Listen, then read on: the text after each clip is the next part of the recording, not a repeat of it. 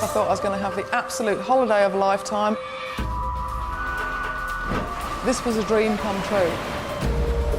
But during this time, this chap moved into the bungalow next to me. His name was Robert. And he basically said that if I was to take a small package to Tokyo for him, he would give me £1,000.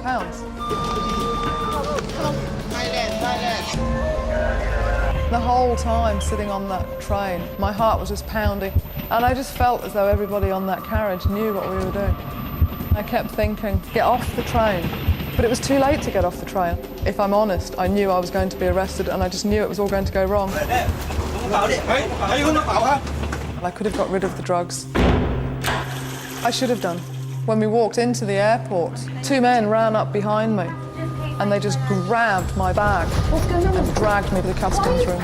Look, you've got nothing to do, but I don't know what you want about. Robert, tell them the truth! And of course then I did begin to panic because I thought there's no way out of this at all. They will impose the death penalty.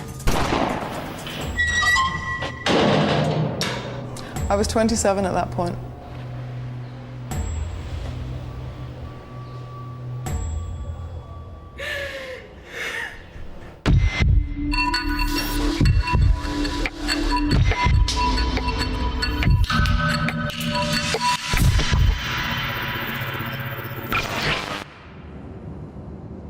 Well, I left for Thailand because I could leave for Thailand, and I went with a friend of a friend who was already going. He'd already got his trip planned, and I went along with him.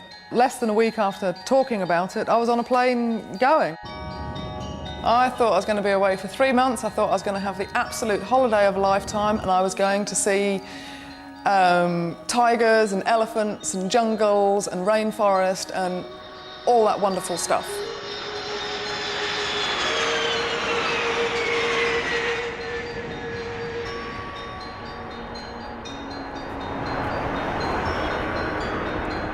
We decided, John and I, that we were actually going to walk to Bangkok because it was a nice day. It was about 5 o'clock in the evening, so the sun's not going to go down for hours because, of course, the sun doesn't go down for hours in the middle of the British summer. Wow. So we started to walk to Bangkok along an 8-lane highway, past loads and loads of bus stops full of people and children coming home from school and things. And taxi drivers would pull up and say, you know, do you want a lift? And cab to Bangkok. We're like, oh, no, no, no. They look so miserable. I promise you, this is the best way to see Thailand. Well, when I first got there, it was just totally overwhelming, and I was excited and anxious and a little bit nervous and cautious, but almost I was on sensory overload, really, with the sights and the smells and everything that was going on around me, and I was just in awe of the whole place, really.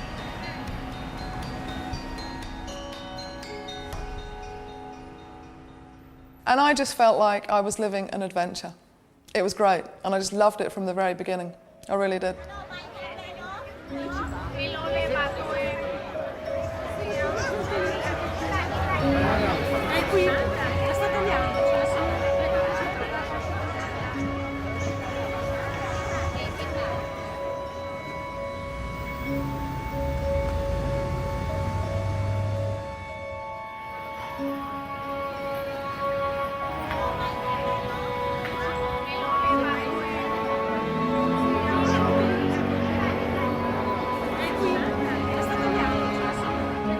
Well, I didn't stay in Bangkok very long. The guy I went with was going south, so that was the end of that relationship.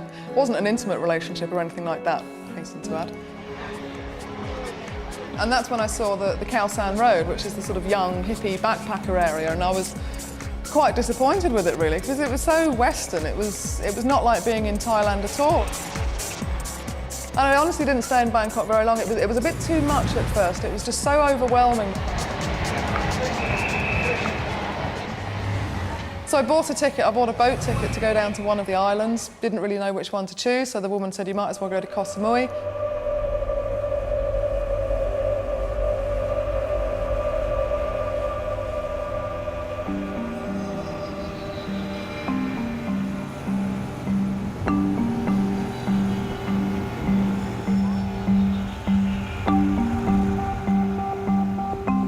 You know, when that boat docked in the harbour the next day, I honestly had to start pinching myself because I thought I have died and gone to heaven. I have landed in absolute paradise on earth. Check this out.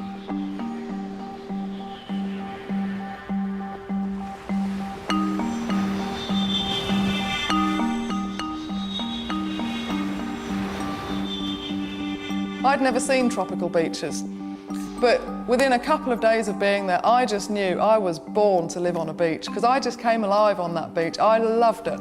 The white sands and the turquoise waters, and I was into the water sports and the volleyball on the beach, and I just loved it. And you know, for another 5 weeks I stayed down there, and my life just drifted on by as I became the stereotypical beach bum. Got my hair all plaited up and got the suntan and loved it, absolutely loved it. And I really was beginning to fall totally in love with Thailand.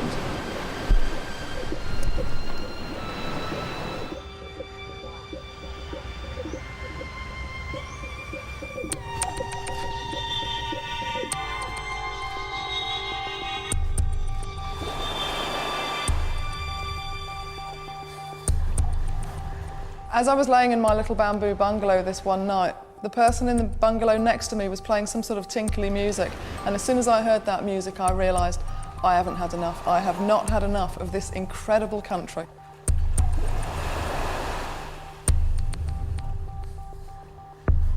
And I was not ready or prepared to go back to what I remembered as that miserable grey little island that I was supposed to call home.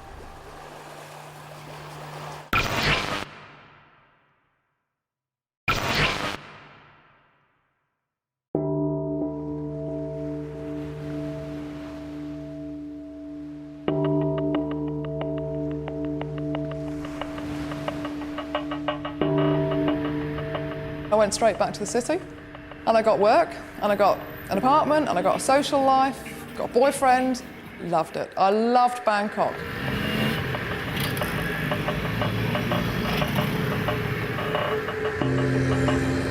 It used to take up to 3 hours to get to this school that I was working at if I used the road, so I would ride the canals. But the trouble with the canals is that you are riding on an open sewer, an untreated, unfiltered open sewer. And the Thai people just take a book or a piece of paper, fold it in half, and they put it over their mouth and nose, and it protects them from the water. It's such a simple solution, but it works. Now, I wasn't very diligent with my book or my piece of paper, and I remember I got splashed one morning. I like to think that I didn't lick it away, but I think I probably did, and then just kind of hoped, oh, I'm sure that'll be okay, you know, a bit of dirty water, it'll be okay. But of course it wasn't okay. And I woke up the next morning and I was so violently ill that I honestly wondered whether I was in the process of dying. But I am prone to hysteria and overreaction, so I told myself, just calm down a bit, it'll be okay. Went along to see this doctor, and he said, you've got amoebic dysentery, you've picked it up from the canal water. I was just absolutely horrified at the idea of having parasites in me. Life seemed to be going from bad to worse, and I was getting more and more miserable. So I decided that, yeah, I would go down to this island. I'd take a break, I'd be in a nice place with nice people, get my head together, then come back and make a fresh start in Bangkok, get work and buy my ticket to go home.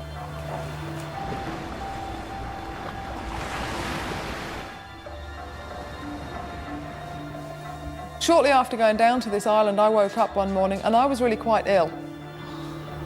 And I was ill with a headache and a fever and really just not feeling 100% at all. And of course, I'd caught dengue fever. It's a bit like malaria. The biggest difference between dengue fever and malaria is that they can't treat dengue fever. The headaches were so intense that I used to sit in the shade wearing a baseball hat and a pair of sunglasses. And I would still feel as though my head was going to explode.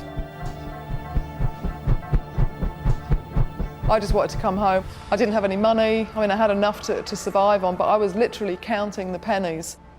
So I'm down on this island, and paradise had actually turned into hell on earth. I felt so alone. I had no connection with any of the foreigners who were all there on holiday, enjoying the beach. I wasn't on holiday, I wasn't enjoying the beach, and I just didn't want to be there.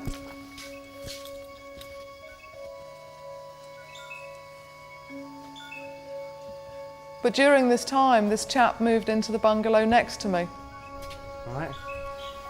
Do you English? Yeah, you. Yeah. Hey. His name was Robert. Sandra. Sandra. Nice to meet you. Thank you. Yeah, it's hot, isn't it? Yeah. And when I look back on it, that chap was like a refreshing breath of British fresh air.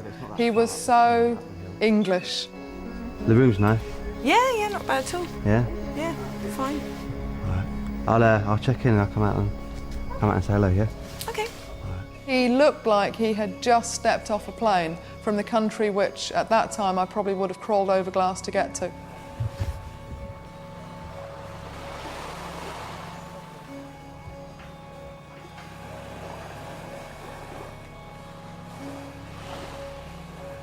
We didn't spend a lot of time with each other, we didn't get to know each other, but it was nice just to touch base with him and talk about the weather, because you do when you meet an English person, you talk about the weather. I can't say I clicked with him. I can't say I actually connected with him in any deep way. We didn't really have an awful lot to do with each other. He knew I'd been away from home for a long time because I didn't have the money at that time for a ticket home.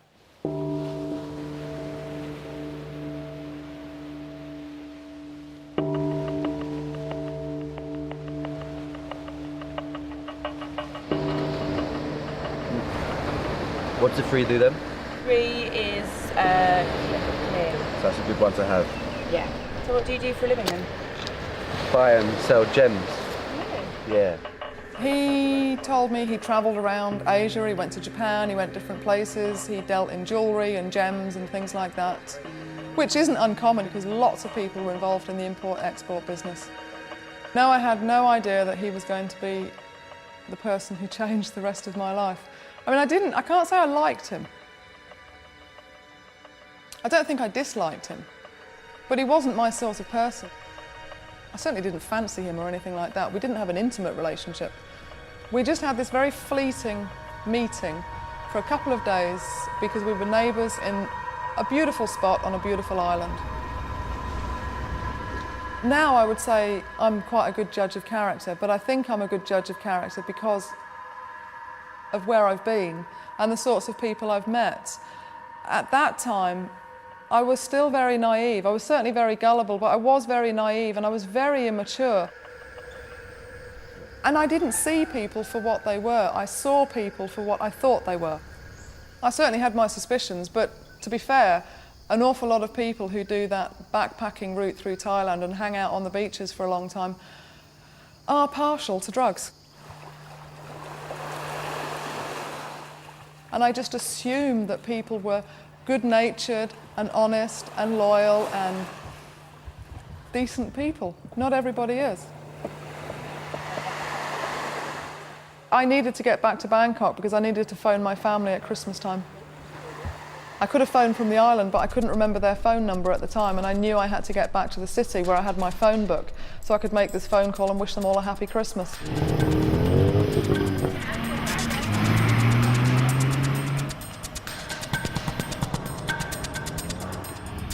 And I made it just in time, just before the 25th, and I phoned.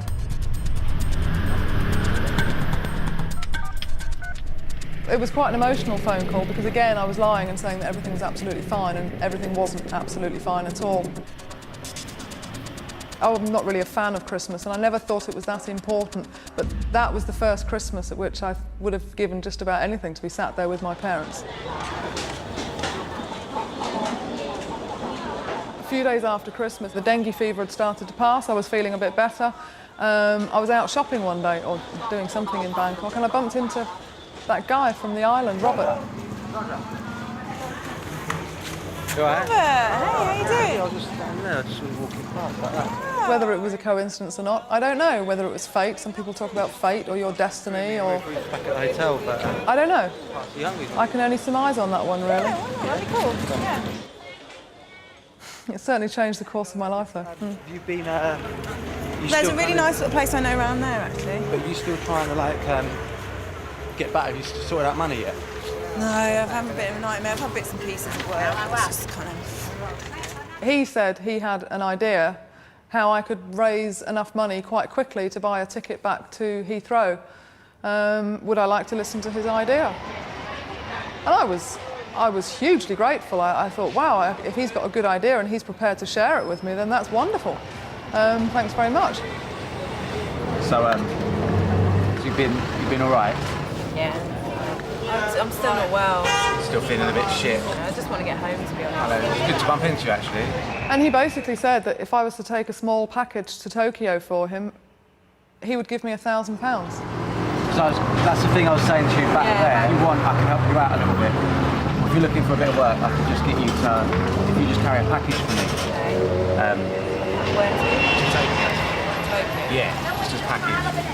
And of course my mind started to tick over that, oh well, it's a package, it sounds a bit dodgy, doesn't it? A package to Tokyo. It's up to you, like. But he'd told me he was a jewellery dealer and I assumed that what he was talking about would be gems. But as I was pondering this gem smuggling and, oh, I don't know about this, it all sounds a bit dodgy, I saw the back of his left hand. What have you done to your hand? I hit an artery instead of a vein the other day. Nice. Yeah. And that was the point at which I realised he seems to have a bit of a problem with drugs. Well, what exactly is going to be in this package then? Just some heroin, just like for me in the room. What to do what with? To sell or? No, that's the thing, it's nothing like that. So that's why I wouldn't ask you otherwise. If it was, He was very matter-of-fact about it. He didn't try to persuade me, he didn't con me into doing it, he just asked me if I wanted to do this or not. to see us through for the 5 weeks, just so we. Okay, well, I'll have to think about it, Robert. Yeah, well, we'll think about it. All right. I will. Yeah. I will. Thanks. Well, I was a bit surprised, and I didn't really know what to say, and I didn't say anything at all. I went home, and I thought only that, well, you know, it's not my fault. He's a heroin addict. It's not my problem. It's not my fault. I didn't force it on him. If I didn't do it, somebody else was going to do it.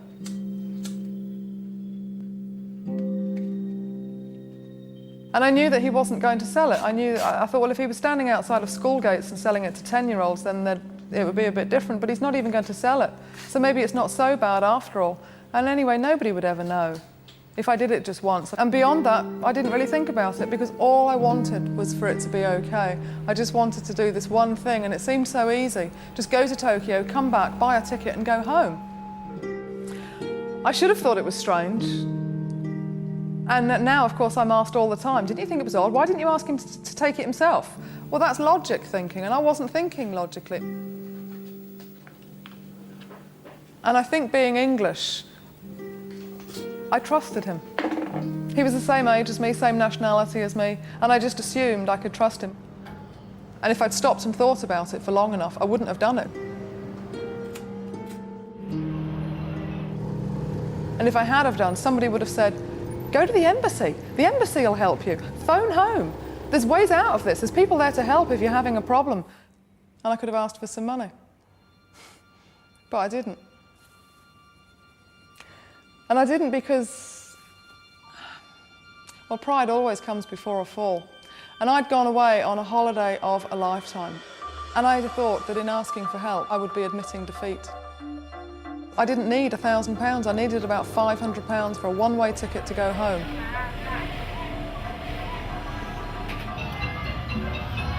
Once I decided that I was going to do this, and I'd agreed to do this, the days just seemed to disappear in a bit of a haze, to be honest with you.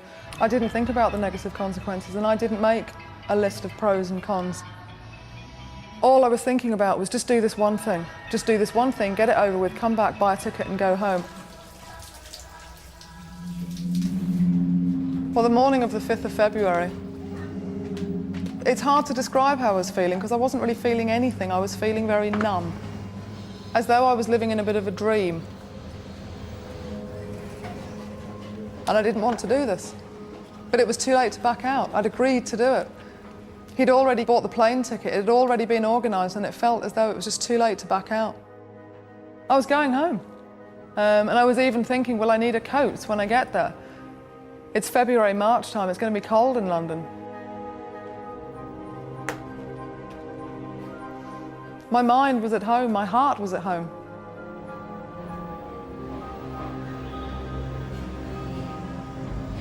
About halfway through the day, I'm not sure what time it was, Robert came round.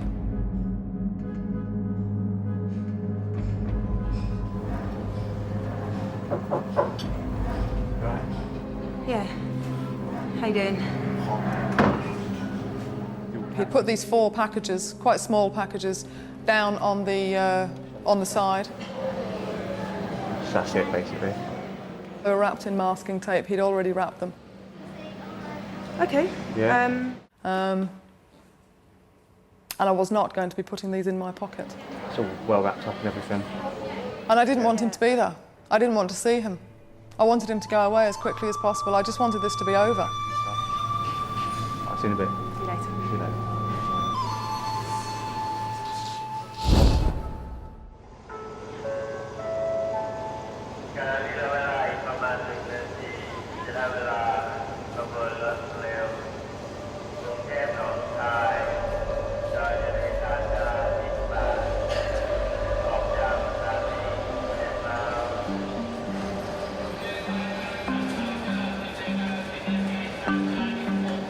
We'd arranged to meet at the ticket office to the express train to the airport.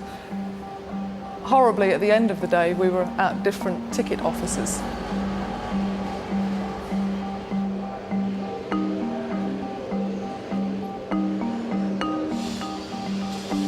I spent what seemed like days and days sitting at the station waiting for Robert. It wasn't days, it was probably about an hour. And the time was ticking by. I kept looking at my watch and realising he's late, he's not here, where is he? And I had a sneaking feeling somewhere in the back of my mind or the back of my heart that this was all going wrong. If I'm honest, I knew I was going to be arrested and I just knew it was all going to go wrong.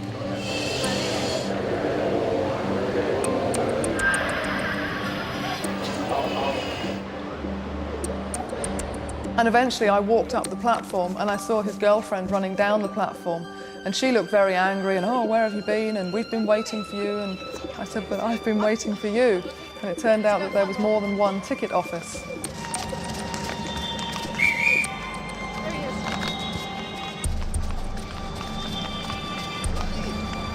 Come on. Thailand, Thailand.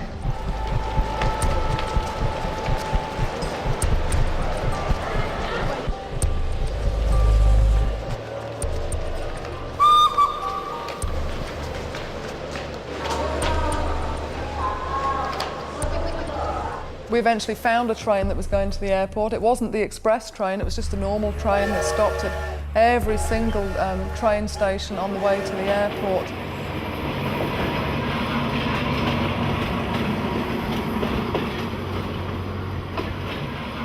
And the whole time sitting on that train, I was ill. I had this incredible pain in my side that I was sort of wedging under my rib cage into the back of this seat to make this pain go away.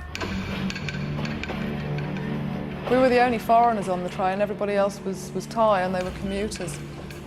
And I just had a feeling that they were all looking at us because they all knew what we were doing.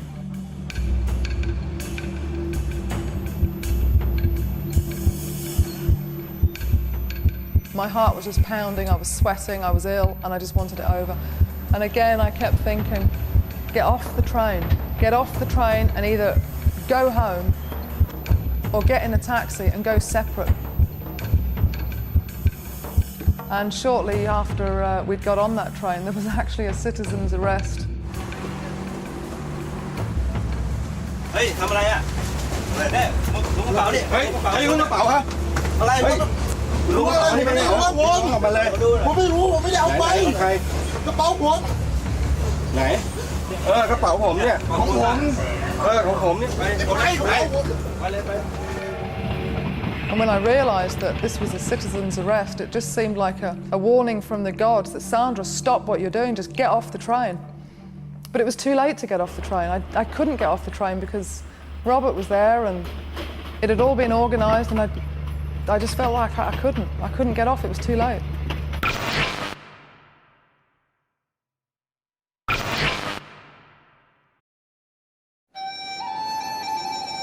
When we walked into the airport, it just seemed very, very, what we were doing became very, very real.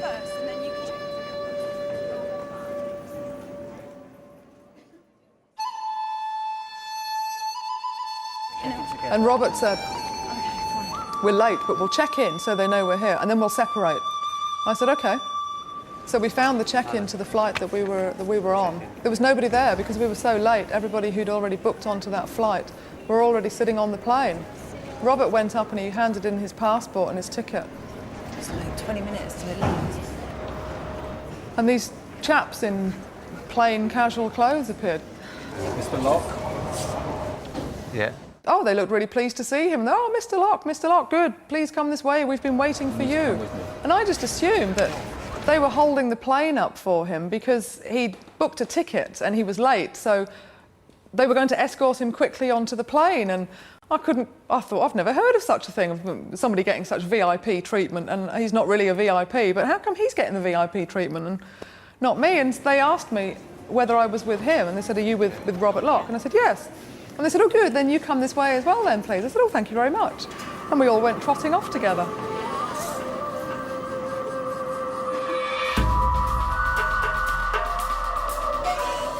But we went all the way through the airport, down this little corridor and into this little room.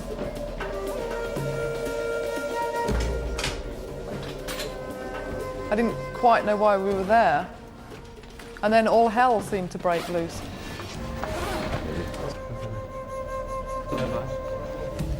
Can you kind of explain what you're doing? Or?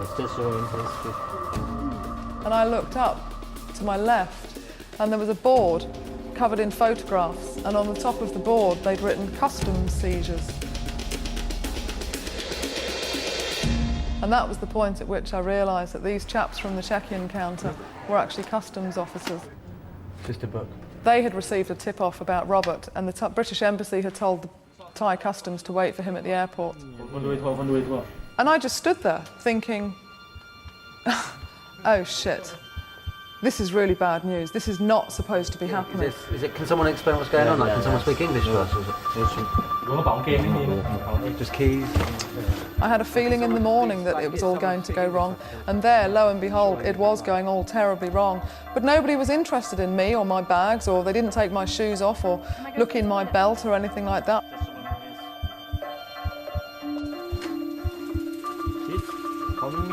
What? Okay. Where? This can be made this okay.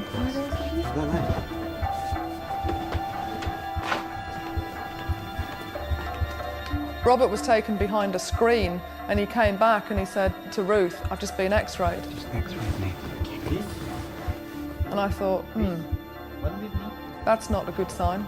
And then Ruth was taken behind the screen and she said, yeah, I've just been x-rayed. And I thought, looks like if they've done 2, they're going to do 3, even though they're not searching my bags. And then they didn't search my bags, they didn't search me. Like I say, nobody seemed to be very interested in me at all. And then just at the end, one of them said, okay, we need an x-ray from you as well. Take your bag off and come with me. And of course, then I did begin to panic because I thought there's no way out of this at all.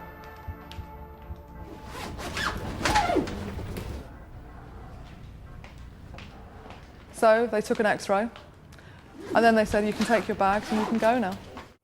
And we left. I just assumed it hadn't showed up on the x-ray. And I thought, well, gosh, that was quite lucky, wasn't it? It obviously just hasn't shown up and we're okay. They took us to the Bureau de Change because we didn't have any money. So we went and we changed money.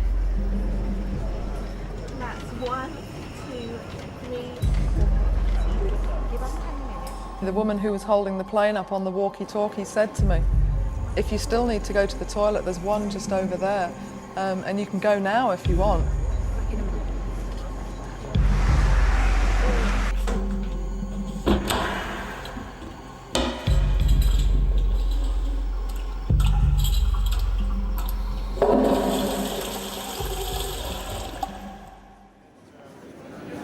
It's okay, I'll go on the plane. Are you sure? Yeah, that's fine. I didn't go to the toilet. I could have got rid of what I had. I could have got rid of the drugs.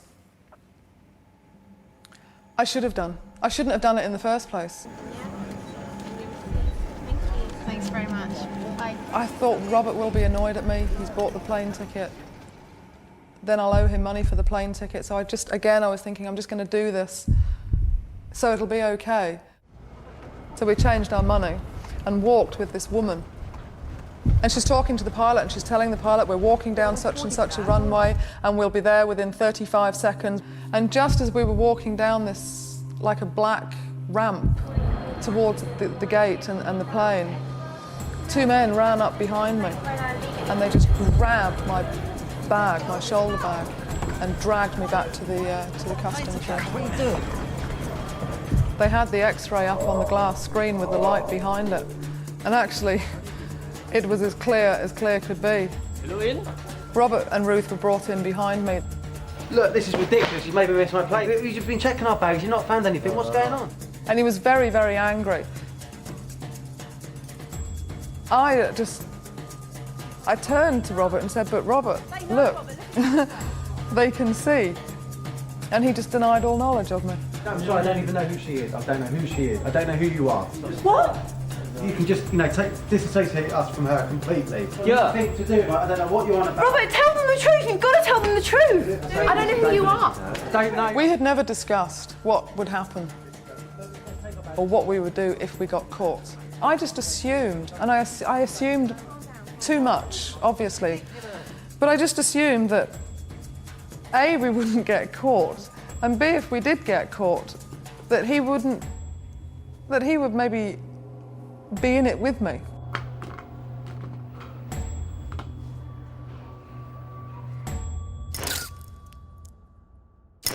And I was really quite surprised, and I was a bit hurt and terribly disappointed. But then, of course, I began to realise I don't even know this guy.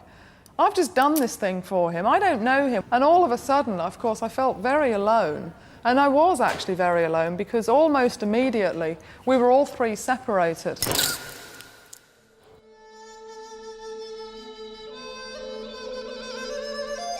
When they brought out a set of handcuffs to put on me, I just about lost it.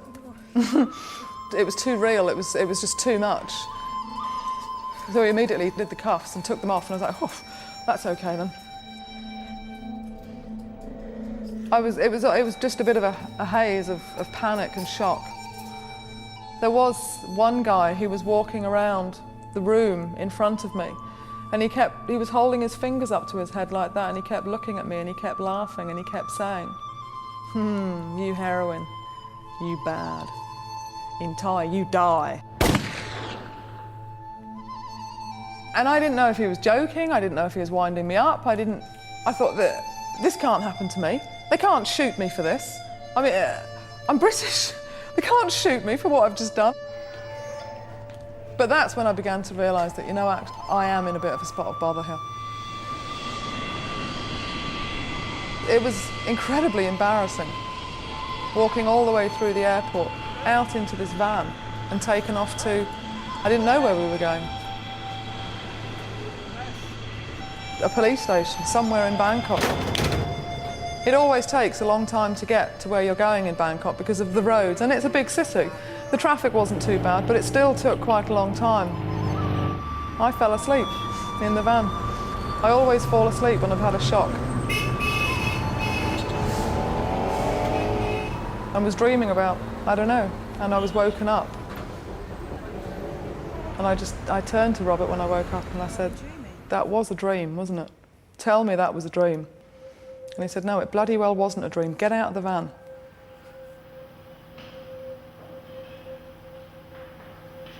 We were put in separate cages that were opposite each other and separated by a walkway.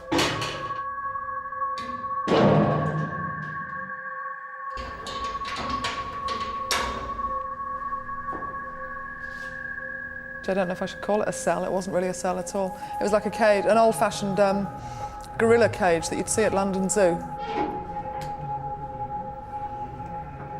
But that's where we spent the next 6 days. I felt lots of things over those next few days. I felt just total shock and disbelief that this cannot possibly be happening. I wasn't supposed to be here, and now I am here. I won't be here for very long because they'll realise that I've just been stupid and I didn't mean it and I've never done it before, and they'll let me go because they just will. And then at other times I realise that this is a really bad situation and it doesn't look like I'm going anywhere at all, and the guy with his fingers up to his head in the airport telling me basically that they will impose the death penalty. And he was right, actually, they do impose the death penalty in Thailand.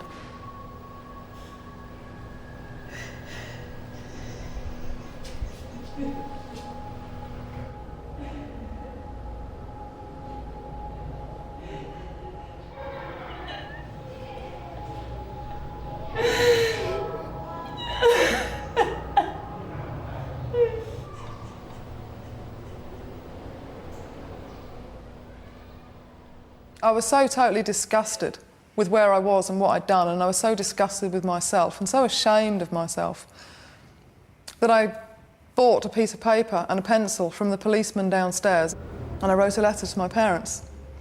And I wrote and I told them to forget they'd had a daughter.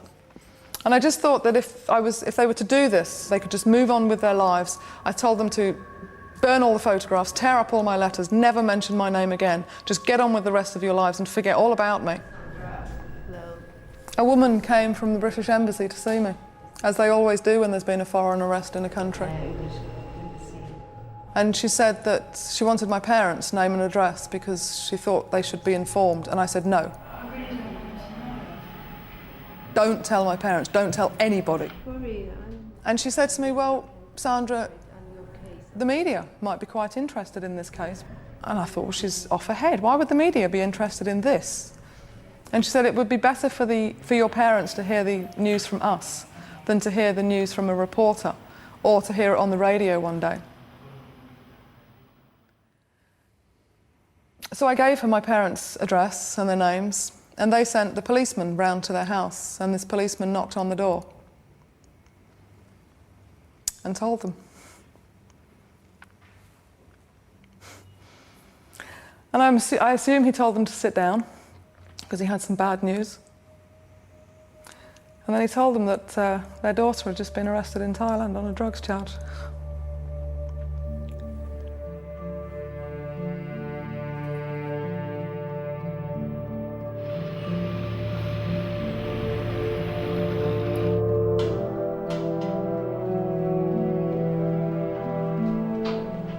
As soon as we left the police station, a camera was straight in my face, and all these people were saying, Sandra, Sandra, Sandra, you know, what are you thinking, what's going on, all these questions in this camera. And down the side of this camera, I could see ITN.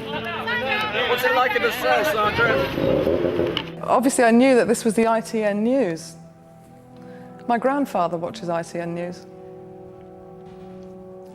And as I walked out of the police station, I thought, this is going to kill him. He's going to get up in the morning, he's going to turn his television on, and he's going to see me being taken to court, and this is going to kill him. I don't know why they were interested in this case. There are men who are arrested not quite regularly, but there are men who have been arrested before and since me, and they haven't been followed by the press.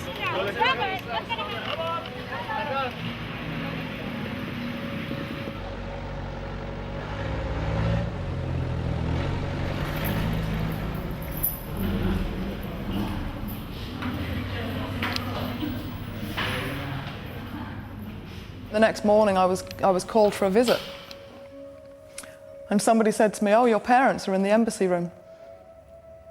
And when I went out, it was very emotional, and they just looked so old, they'd paled, and they just looked so small, and they just looked so out of place there. And they came and they sat down, and there was chicken wire, so you couldn't pass anything through. And my parents stuck their fingers through the chicken wire.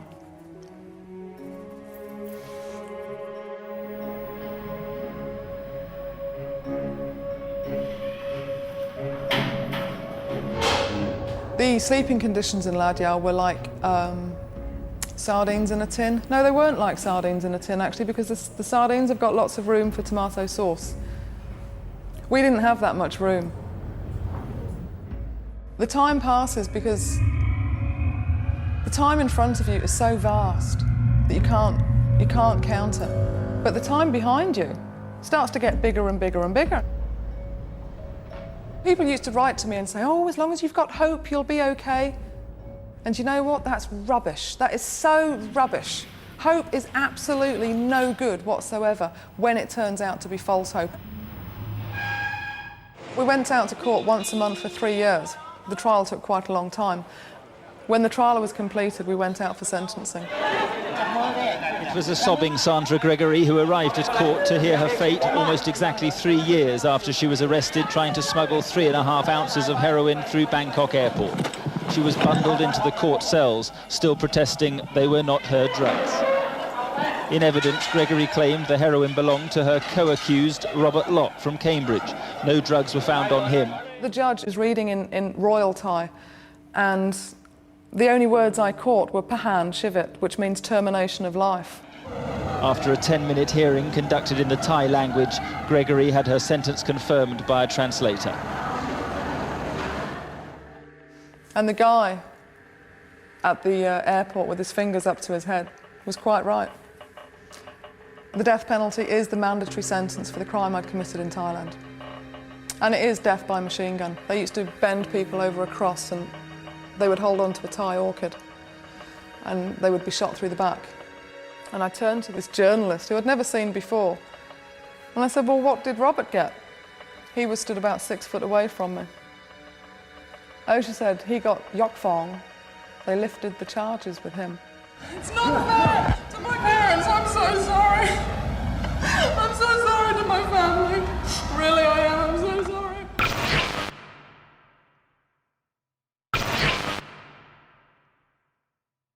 After a 10-minute hearing conducted in the Thai language, Gregory had her sentence confirmed by a translator. And it was a woman behind me. She was Thai, but she was working for an English newspaper. She said, no, no, no, no. He's reduced it to life. And then he reduced it to 25 years for you. Sandra Gregory is about to leave this holding cell for what could be a long period in a Thai jail. Her only hope, an appeal or intervention by the British Prime Minister John Major, and that's thought unlikely. It's not fair. Why are they doing this to me? As she was driven away to prison, her last thoughts were of her family. 22 more years. I'm going to be an old woman before I see them. And I told the truth. I never lied in this whole case. I never lied. But he lied and he goes home. Is that fair? For what? Mark Austin, ITN, Bangkok. The death penalty wasn't the worst case scenario. Death is death, you die. Life lingers with a life sentence. And you linger in a state of false hope, denial, and just delusions, really. Nobody actually copes, I don't think, with a life sentence. You cope with today, tomorrow, next week, the next appeal.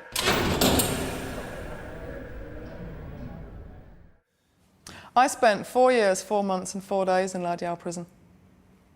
I wasn't counting.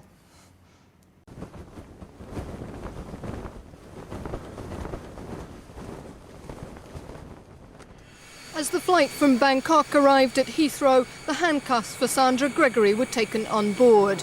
But she was home to Britain for the first time in 7 years. We flew into London in the morning. The sun had just come up, and I remember feeling absolutely freezing cold. I was driven through London in the back of a van, and London looked so clean and it looked so orderly, and there were children going off, waiting at bus stops in their school uniforms, going off to school, and people going to work. This is what I remember. This is home. I've finally come home.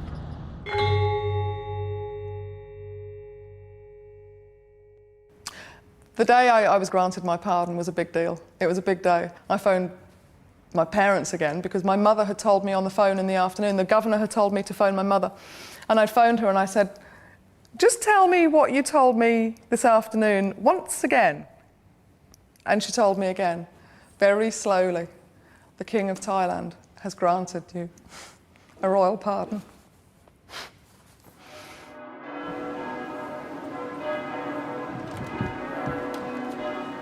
In 2002, I went to university for a geography degree.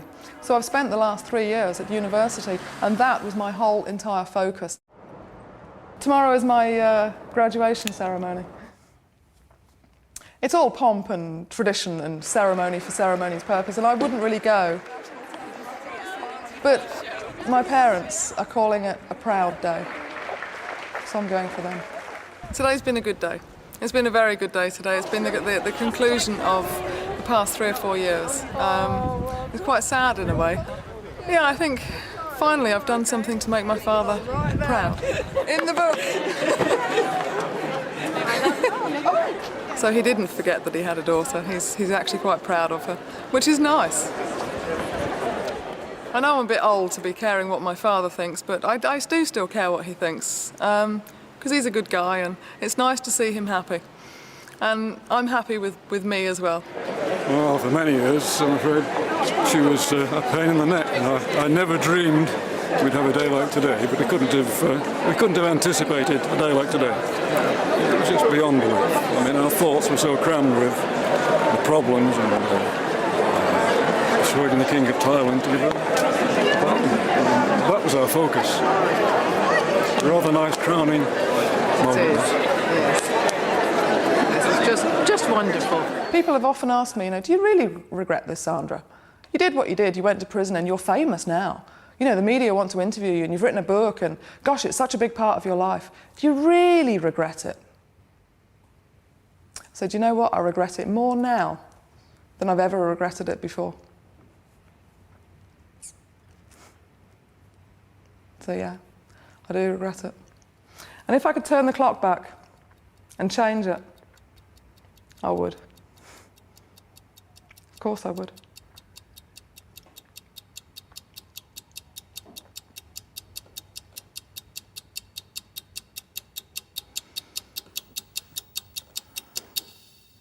Next week in Banged Up Abroad, we hear the story of Mark, who not only risked his freedom, but like Sandra, put his life in jeopardy when he became a human donkey carrying cocaine from San Francisco to Australia. Next tonight, cosmetic surgery addicts in